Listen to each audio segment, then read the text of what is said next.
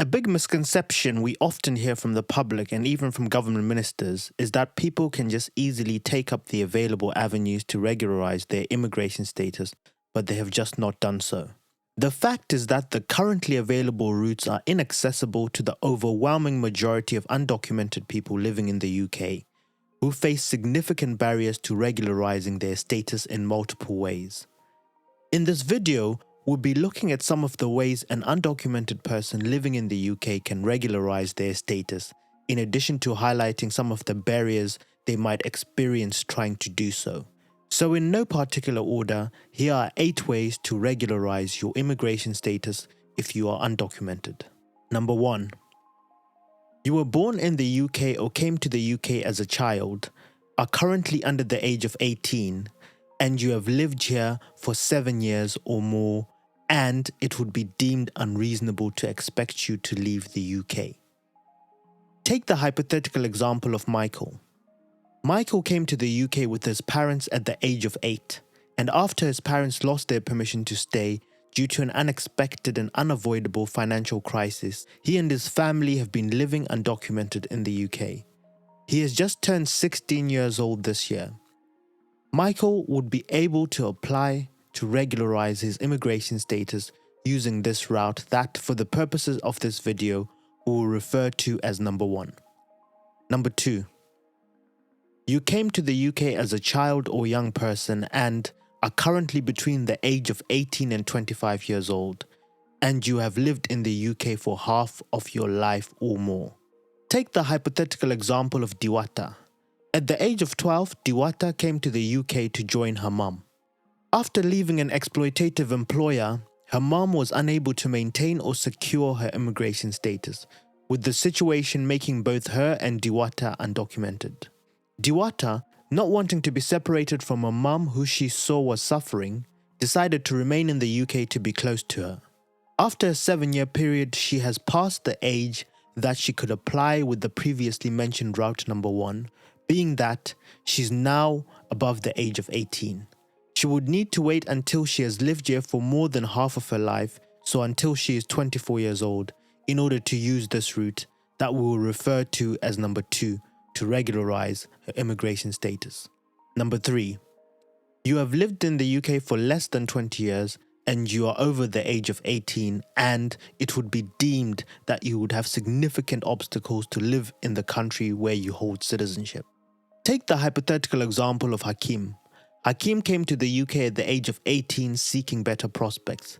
He is now 30 years old.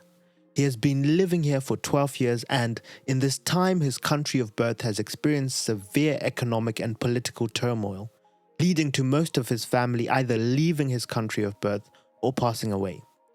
Hakim has been living in the UK undocumented for 11 of these 12 years. He can apply to try and regularize his immigration status using route number 3, but he would need to prove that he would experience severe challenges if he is returned to his country of birth. For example, having nowhere to live or settle with no family members left there, or not being able to find work or other prospects which might increase his risk to destitution. Proving this would be a big challenge for him, having left at the age of 18 and having lived all of his adult life so far in the UK. Number 4. You came to the UK as an adult and have lived here for 20 years or more continuously. Take the hypothetical example of Fatima. Fatima first came to the UK at the age of 19 to pursue an undergraduate degree in medical science. After completing it, she then furthered her studies, completing a master's degree, and she managed to work for a couple of years. With her family back home experiencing severe hardship and her prospects in the UK being limited by the increased restrictions brought on by the unnecessarily complex changes in immigration rules and policies introduced by the UK government in creating their hostile environment against migrants and refugees, Fatima experienced a mental health crisis due to the stress she was under. After losing her job, she was unable to secure a new job with an employer who could sponsor her visa to remain in the UK, making her undocumented and nearly destitute due to being excluded from state support. Fatima could no longer go home, as it would have been difficult for her to find work in her field and other fields in her country of birth. Despite her situation, she decided to stay in the UK in order to support her family back home, but she has been living undocumented and working in menial but vital roles as a cleaner in clinics, hospitals and care homes, earning just enough to survive and to be able to send money to her family for essentials. Much of her early adult years have been extremely tough and precarious. She is now 38 and will be able to regularize her status next year using what we will call route number 4, the 20-year rule on long residence. Granted, she can raise the thousands of pounds to pay for the application and any legal fees, and granted, she can also show proof that she has been living in the UK continuously all along.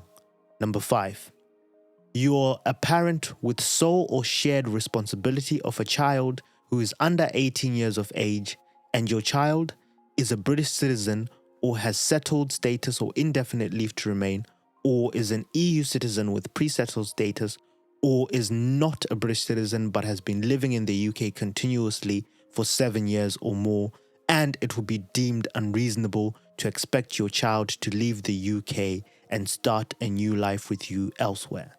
This is pretty self-explanatory, so I'll move on to the next point. Number 6. You are the partner of a British citizen or EU citizen with settled or pre-settled status, or you are the partner of someone from outside the EU who has indefinite leave to remain in the UK, or your partner has refugee status or humanitarian protection in the UK.